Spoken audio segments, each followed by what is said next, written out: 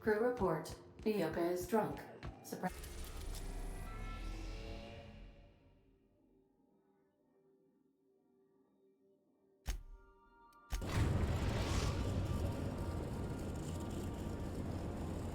We have arrived at the... I need you to reroute. You'll have to connect me to the Hope's comms.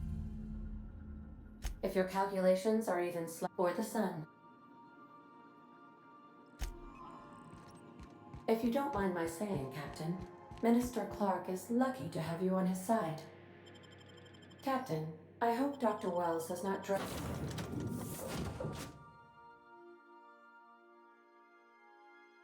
you into...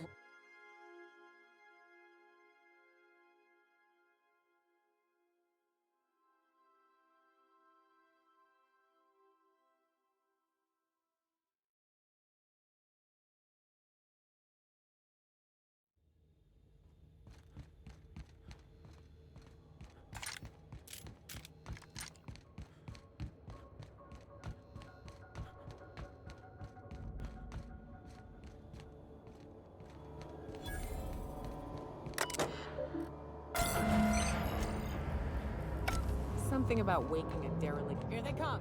Open fire! What? No prisoners!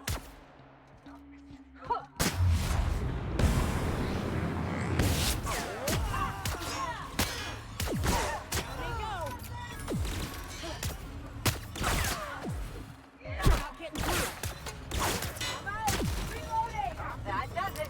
Time for a drink?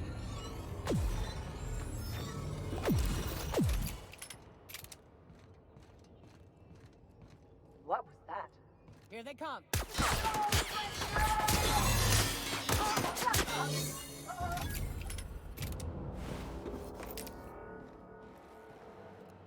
Here we go.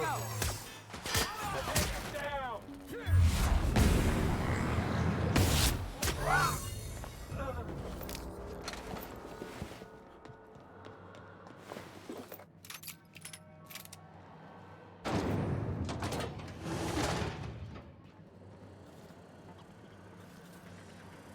Remember, your needs have been provided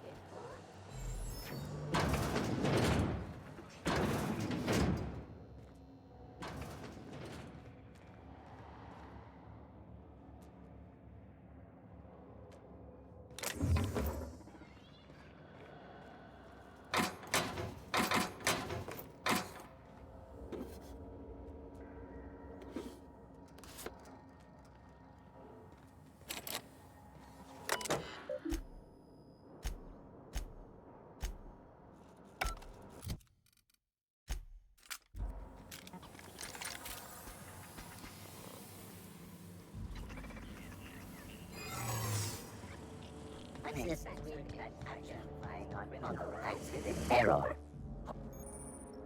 Error. Hibernation. Registered. A fine of 10,000 bits will be...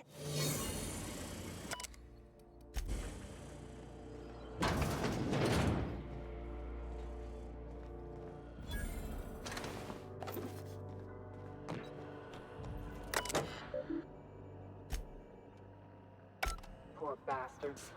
They're never gonna wake up, so we need to do is bury them.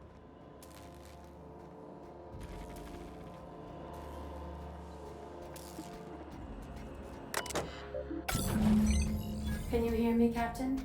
I have successfully integrated myself into the Hope's comm systems, and am attempting to establish contact with the Hope's more primitive processor now. Would you like me to play a mood-suitable music selection while you travel to the bridge? Oh, sorry. File not found.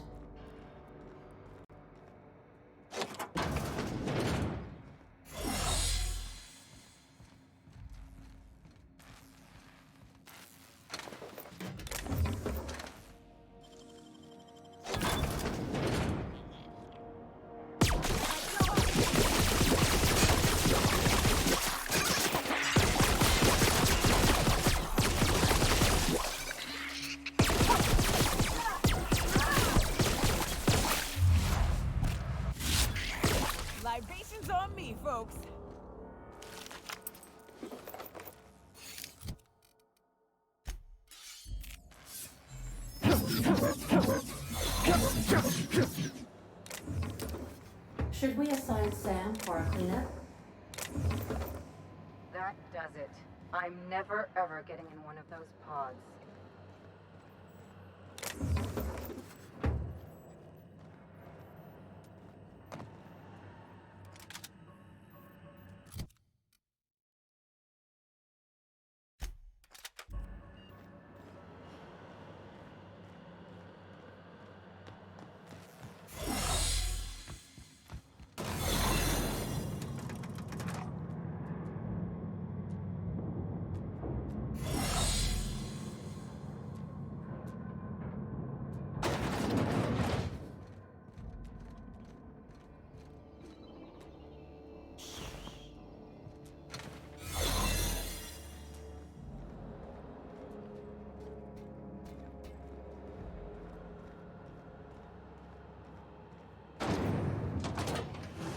That's the Hope's computer up ahead.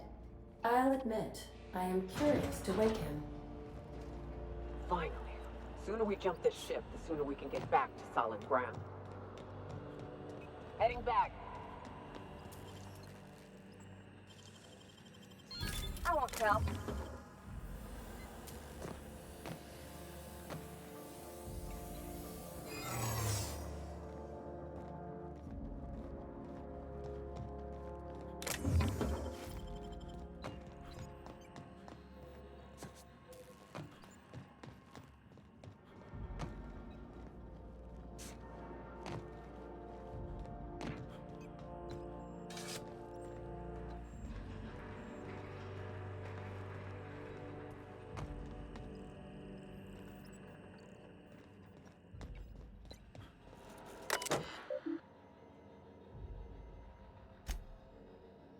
Greetings, Captain. I am speaking. Are you sure that... And also potentially kill an entire planet. How... Jump starting? In case I don't... Doing it. I mean, affirmative. Skipping the Hope in 3... ADA, does your captain seriously intend to do a micro jump? That is what... But that is a gross misuse of the skip drive. The 0 point Yes. you should not be doing. Thank you, Hope. It looks like all systems are go.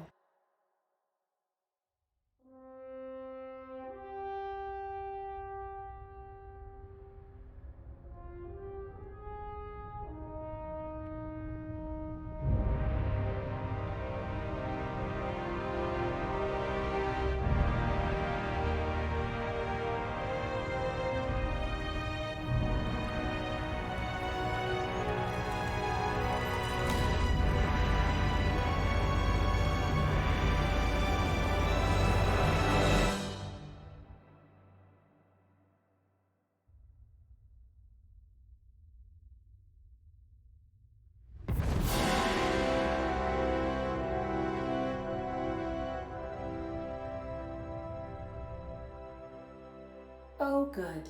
We are still alive and have successfully skipped into Terra 2's orbit. I reported as much to Phineas Wells, but he has not responded. Perhaps you should check in on him.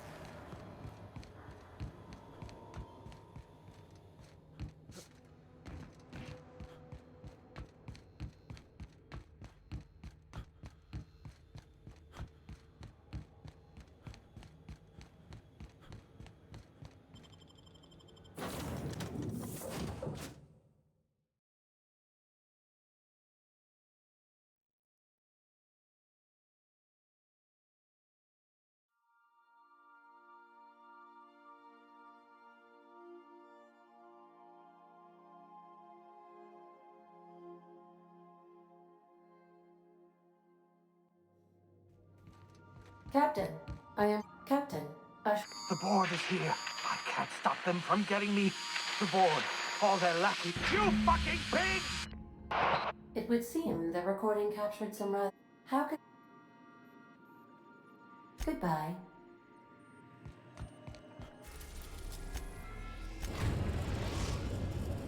We've arrived at Phineas's orbital lab.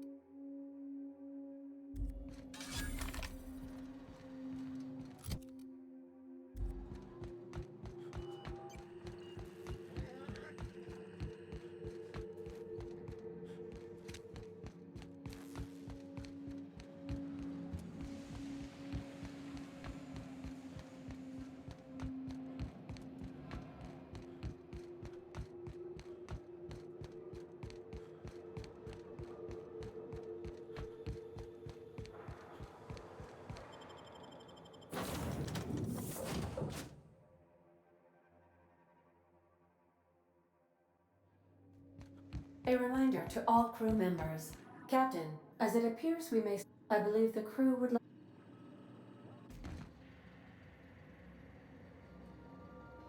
So Wells has been arrested and locked up in Tartarus. This is a nightmare. That place terrifies even the most hardened criminal. And here we are, entertaining the notion of busting him out. That's insane. And likely a hell of a lot of fun. To extract the scientist, you will need to infiltrate the labyrinth. But that course of action is likely to be quite dangerous, Captain.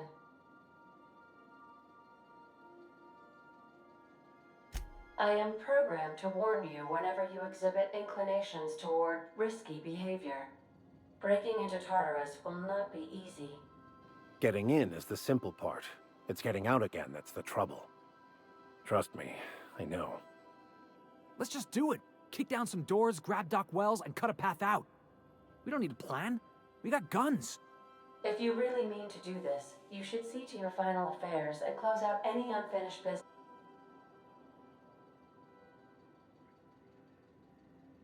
If we don't make it, Got my trusty tossball stick. Outstanding. you can count on us, Captain. Never thought I'd volunteer to break into a Command, not. Waiting on your command.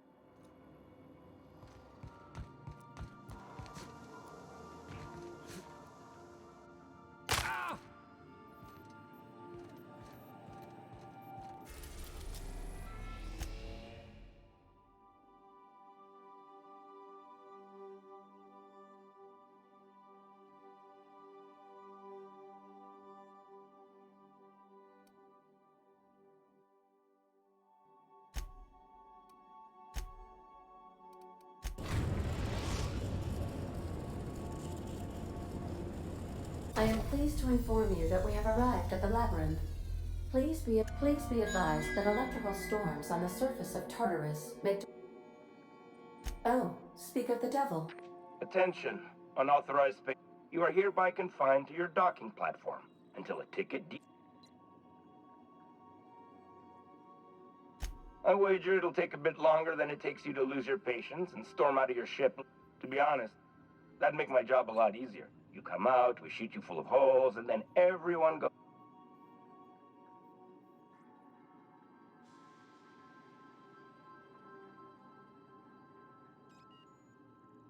Protocol. The sentencing of one crime doesn't... Tartarus Docking Authority signing up. Hang on. Looks like you're gonna have... Wait, is that from the Groundbreaker? What? Transmission. How can... I'll be here.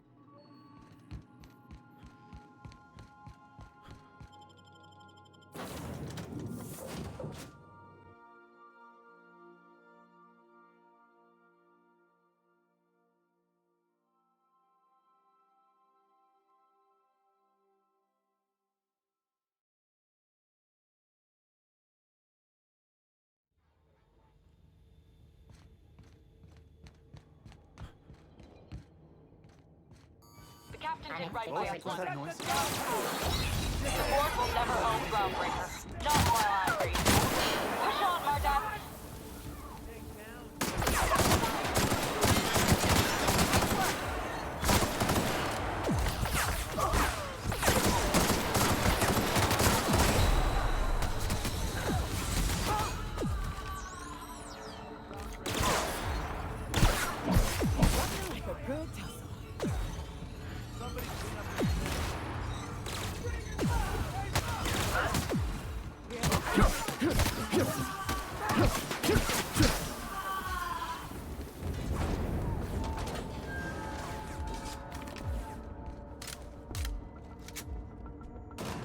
Sure never planned on seeing the inside of this place. I've gotta admit, I'm not too keen on walking into a prison. They lock me up, I'm liable to kill everyone trying to get back out.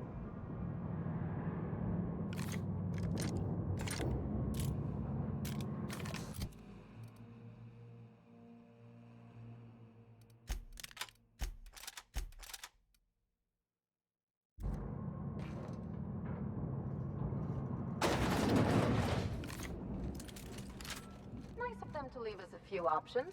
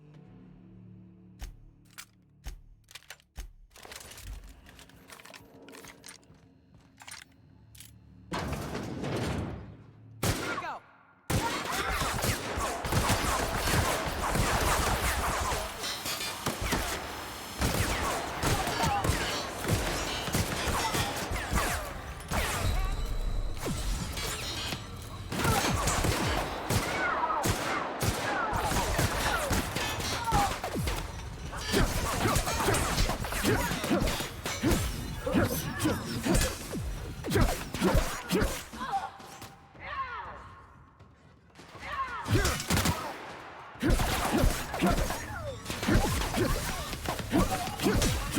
again.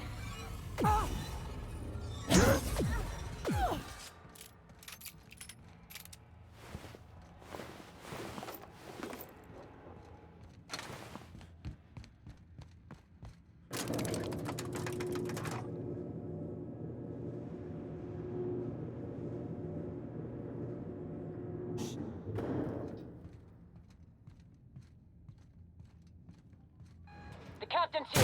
Let's go. I want to see all of you busting ass.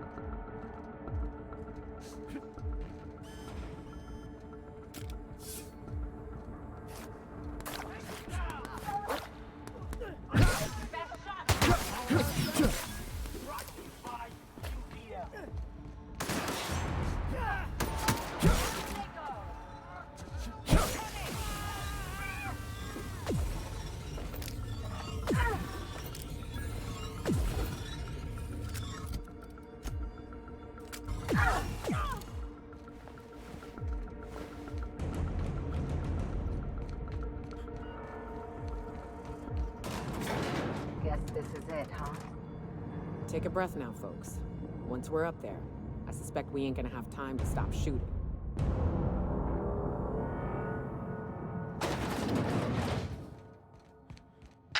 Captain, you've disrupted the balance of power.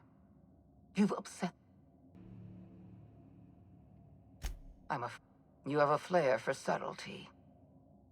For all your Dr. Wells is being held in my... All that's left to do is put... I'm aware of your propensity for... You're a talented fighter.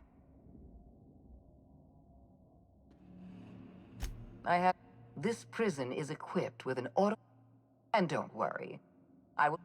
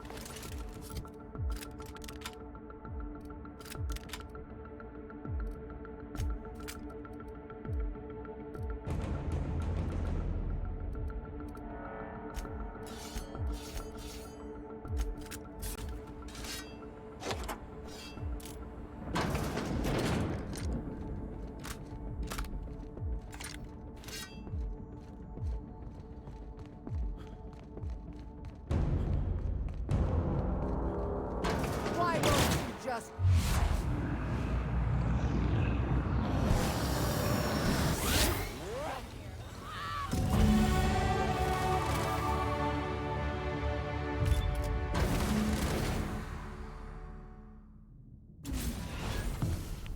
You don't know how glad I am to see you. You did the right thing. Akande was a monster. Her death was much deserved, and long overdue. And you lunatic, you broke into the board's own fortress just to rescue one doddering old man. You are absolutely out of your mind, and I can't begin to thank you enough.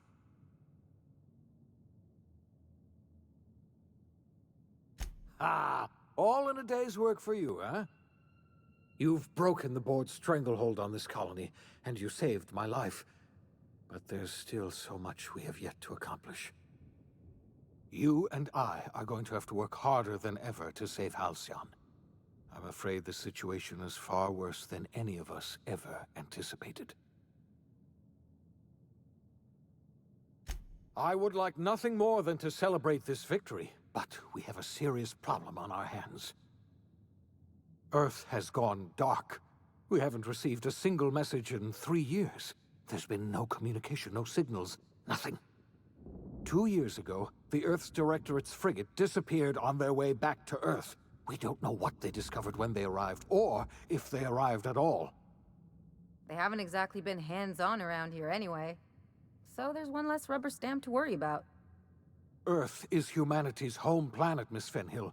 The psychological effects of losing our original home will be devastating. So we've got to make do on our own. Seems to me that'll make us stronger in the end anyhow. You're quite right. We've got no choice but to make do on our own. We're in serious trouble, my friend. Do you know what this means for Halcyon? We can't rely on Earth for support anymore. We've been cut loose. We're entirely on our own. Yes, you're right. The road is long, and we haven't a moment to waste. We must begin the revival process immediately, starting with the Hope's brightest minds, and then we're going to fix this damn colony, one problem at a time. We're going to need a leader, and I can't imagine a better person for the job than you. What do you say, old friend? Will you help us?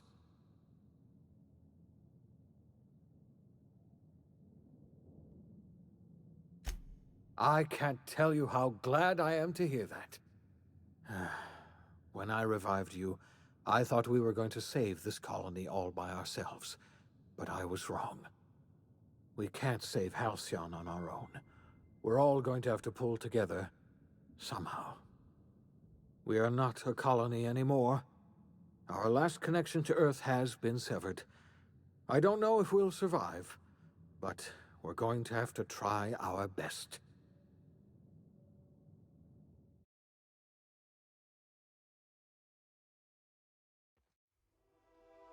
The OSI teaches that everything in the universe happens according to the grand plan. But the stranger that arrived in Halcyon was an unplanned variable. From the moment he landed in Emerald Vale, his actions altered the course of history. The events on Tartarus brought about the end of the board's authority. But the board's mistakes would haunt the colony for decades to come. The damage they left behind would require the work of a generation to repair.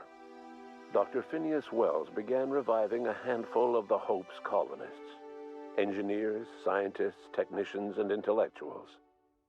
They were among the brightest minds the Earth had ever sent out into the stars. The Hope scientists and engineers woke up in a colony descending headlong into total collapse. With no way to return to Earth, they had no choice but to band together and devote themselves to the cause of saving Halcyon. The people of Halcyon were nothing if not hardy. In the absence of the board's authority, many of the colony's settlements banded together with a single purpose in mind: survival. Life was especially hard in the years to come. Some towns dissolved by attrition and starvation, but most of them found a way to carry on. In the years to come, Halcyon was forced to reckon with its newfound freedom. The board was gone, and for better or worse, the colony was responsible for its own destiny.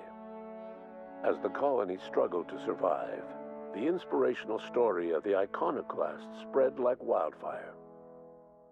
Zora's focus on logistics made for a safer monarch, where the Iconoclasts enjoyed a surge of new blood looking to join the ranks from struggling townships.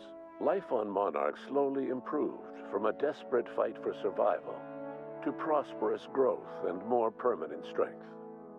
The collapse of Edgewater left its workers bereft of any purpose in life. Most of them made their way to Adelaide McDevitt's camp, hoping to ingratiate themselves into her favor. Adelaide accepted only a few to her community. The rest were turned away and likely died of starvation. Nevertheless, Adelaide's camp grew into a well-established town. Adelaide McDevitt refused to cooperate with the ongoing effort to save Halcyon from collapse. A sympathetic deserter stole a copy of her research and delivered it to the Hope's scientists. It is unclear how useful Adelaide's research was. An optimistic estimate suggests her work may have bought Halcyon another few years of survival. Adelaide would never know. She died that winter. Under the leadership of Junlei Tennyson, the Groundbreaker held firm against corporate influence. The ship's mechanical stability gave Junlei the time to educate a promising generation of engineers schooled in her family's traditions. The future of the Groundbreaker looks promising. The rediscovery of the Hope and the abandonment of the lifetime employment program forced Byzantium to come to terms with some uncomfortable realities about the state of Halcyon. While Byzantines were reluctant to surrender the luxuries they'd grown accustomed to, the board's diminished authority gave them little choice in the matter. Nearly everyone had to learn to make do with less. Some even had to get jobs. It was a dark time indeed. Ellie savored her adventures on the Unreliable. Once they were done, she returned to life as usual, running missions of dubious legality, shunning respectable work, and living life to the fullest. She meant to reach out to her one-time captain, but she was always bad at keeping in touch. Life in Halcyon was sobering for Felix Millstone. The grand revolution he dreamed of never came. There was no great awakening for the colony, no celebrations in the streets. There was only the hard, desperate work of trying to repair a broken colony. Felix never had a head for numbers, but if there was labor to be done, he was there to help. Eventually, Felix realized that the work of a revolution was done with two hands. After all he'd seen and heard adventuring with you, the vicar Maximilian de Soto renounced his faith and joined the effort to rebuild the colony. Ironically, he finally found the joy that had eluded him over the course of his life, and realized that perhaps he was always meant to be just a simple laborer after all. He quickly dismissed the idea. Though Parvati eventually grew comfortable aboard the Unreliable, she never quite came out of her shell. She seemed to prefer the company of Ada to the crew, and she could often be found neck-deep in cables and grease, telling Ada funny stories from her childhood. While the colony fell into chaos, she found an island of relative peace with Ada, and they formed an unusual bond. She decided to remain aboard the Unreliable permanently as its chief and sole engineer. As hard as she tried to drink them away, Nyoka's memories eventually overcame her. Traveling with the crew served as a constant reminder of the family she'd lost, and so she eventually returned to Monarch to get back to what she found most comfortable: the deep end of a bottle and the far end of a trail. Few have seen her since, but travelers often swear they hear her and her machine gun in the night, screaming swears and spitting bullets.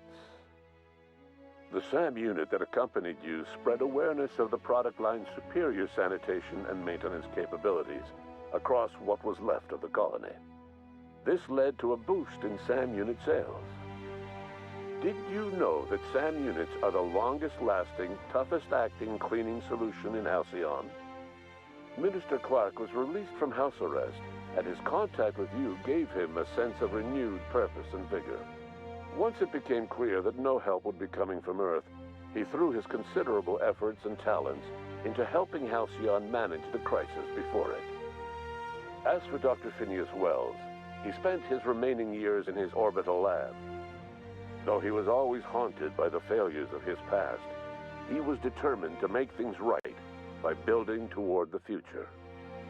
Dr. Wells was able to revive many more scientists and engineers than he first expected, thanks to the additional batch of chemicals you stole from the Ministry.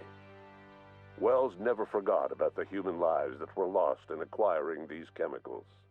The revival project was hard and painful work, but in the end, despite limited resources, over half the Hope's colonists were successfully revived.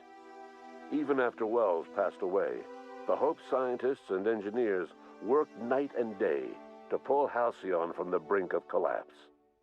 Their efforts continue to this day, which may be reason enough for optimism. Dr. Wells laid the groundwork for the project to save the colony, but he would never live to see the fruits of his labor. He passed away a few years later. His work was carried on by the scientists and engineers he revived. Life will never be the same in Halcyon.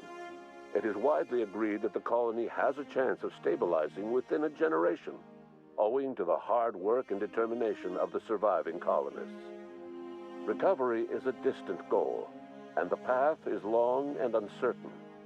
But the people of Halcyon carry on, determined as ever. And what about you, the unplanned variable in the history of Halcyon? Long after Wells passed away, you carried on his work with more energy, determination, and brilliance than he could ever muster. The years that followed were hard, but Halcyon survived by the efforts of the Hope's most promising colonists, the greatest of which was you. No one knows what's happened to Earth, and no one knows what the future has in store for Halcyon. All we know for certain is this: the name of the Unreliable and that of its intrepid captain will remain the subject of countless stories for years to come.